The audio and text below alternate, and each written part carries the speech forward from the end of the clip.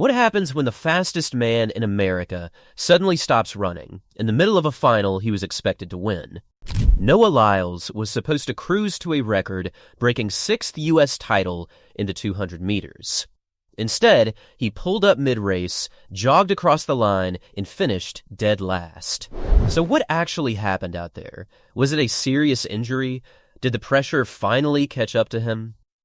And why did a virtually unknown college athlete suddenly become the biggest story at USA Nationals? Stick around, because by the end of this video, you'll know exactly what went down at Icahn Stadium and why this moment might matter a lot more than it looks on the surface. Before we get into it, let's set the scene, because the timing of all this is honestly wild. This all went down on Sunday, July 26th, 2026, on the final day of the Toyota USA Track and Field Outdoor and Para-National Championships at Icahn Stadium in New York City. This wasn't some random midweek meet. This was the biggest domestic showcase in American track and field, the meet that decides who represents the country on the world stage. Now, I want to be upfront with you about something. When a story like this breaks, there's always a risk of rumors, clickbait, and half-true information flying around. So before writing this script, this event was cross-checked against multiple independent, credible outlets: NBC Sports, Olympics.com, an app through France 24, and every single one of them lines up on the key details, the times, the quotes, the order of events. All of it matches. So what you're about to hear isn't speculation. This is what actually happened, backed by reporting from the people who were there. And trust me, once you hear the full context, what Lyles had already put his body through in the days leading up to this race, the ending, is going to make a lot more sense. The race that nobody saw coming, Noah Lyles walked into that 200-meter final as the overwhelming favorite. He's a 4-time world champion in this exact event, a 2-time Olympic bronze medalist, and he was chasing history, a 6th U.S. national title in the 200 meters, following wins in 2019, 2021, 2022, 2024, and 2025. No man had ever done that. The gun went off, and for the first 100 meters or so, everything looked completely normal. Lyles came off the turn just like he always does. And then, suddenly, nothing. He grabbed at his leg and slowed to a stop. He didn't collapse. He didn't need a stretcher. He simply stopped racing and then jogged the rest of the way to the finish line. His official time? 50.88 seconds. For context, that's nearly 2.5 times slower than the winning time. He crossed the line dead last, in a race he was favored to dominate. Meanwhile, the actual race for the title was happening without him. Enter Garrett Kaalund while all eyes were on Lyles. A 22-year-old sprinter named Garrett Kaalund was quietly putting together the run of his life. Kaalund, who won the NCAA indoor title earlier this year for the University of Southern California, crossed the line in 20.04 seconds to become the national champion. Here's what makes that even more remarkable. Kaalund became the first collegiate athlete to win the U.S. 200-meter title since 2008. That's almost 2 decades. Behind him, it was practically a dead heat for second and third Brandon Hicklin and Maximilian Thomas, both clocked 20.29 seconds in a photo finish. After the race, Kaalund could barely believe it himself. He told reporters, quote, "It's kind of crazy. I never expected to become a national champion in my entire career. This is very shocking, but I'm going to work even harder now."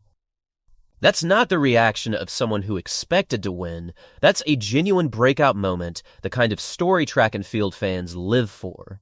So what actually happened to Lyles?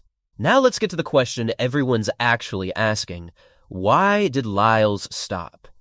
Speaking with NBC Sports after the race, Lyles explained it in his own words. "I came off the turn, and I just felt the grabbing sensation.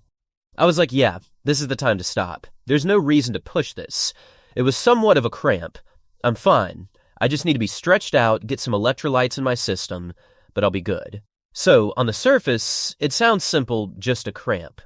But to really understand why it happened, you need to zoom out and look at what Lyles had already done that week. The bigger picture, 4 days, 2 events, 1 exhausted body here's the part a lot of people are missing.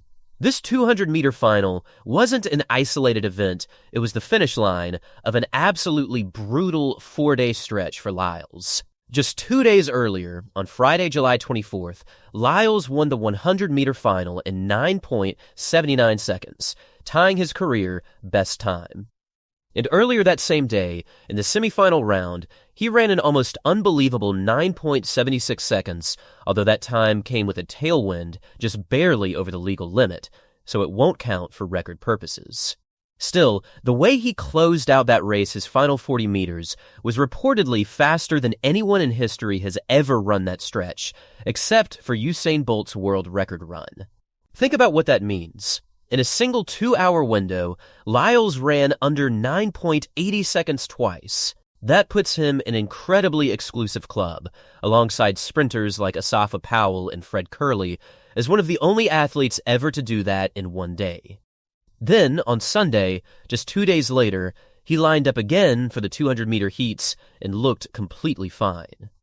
Running a smooth 20.05 seconds into a headwind, everyone was excited to see what he'd do in the final, but this was now his 4th consecutive day of high-level, all-out competition, and eventually, the body sends a bill. Echoes of the past, if this story sounds a little familiar, it should. This isn't the first time Lyles has pushed his body to the brink chasing the sprint double. Back at the U.S. Olympic trials ahead of Paris 2024, Lyles won both the 100 and the 200 meters. But a few days after that 100-meter victory, he was seen being carted off the track in a wheelchair following the 200-meter final, where he settled for bronze. It later came out that he had been competing while dealing with a COVID-19 infection. So when you look at both of these moments side by side, a pattern starts to emerge, Lyles pushing himself to the absolute limit, trying to prove he can handle the demanding 100 and 200 double. Why this year specifically? Here's an important detail that puts this whole race in context. 2026 is actually the 1 year in the 4-year cycle without an Olympics or a World Outdoor Championships. In other words, this was about as low stakes as a national final can get for someone like Lyles. He can still compete in both the 100 meters and 200 meters at this season's biggest international meet, the World Athletics Ultimate Championship, happening in Budapest this September. So realistically, there was no reason to grind through pain in a race that, relatively speaking, didn't carry Olympic or World Championship weight. Now I want to hear from you. Do you think Noah Lyles should keep chasing the sprint double, or should he play it safe and focus on just the 200 meters going forward? Drop your thoughts in the comments below. And if you enjoyed this breakdown, make sure to like this video and subscribe for more track and field coverage, because the road to Budapest is just getting started.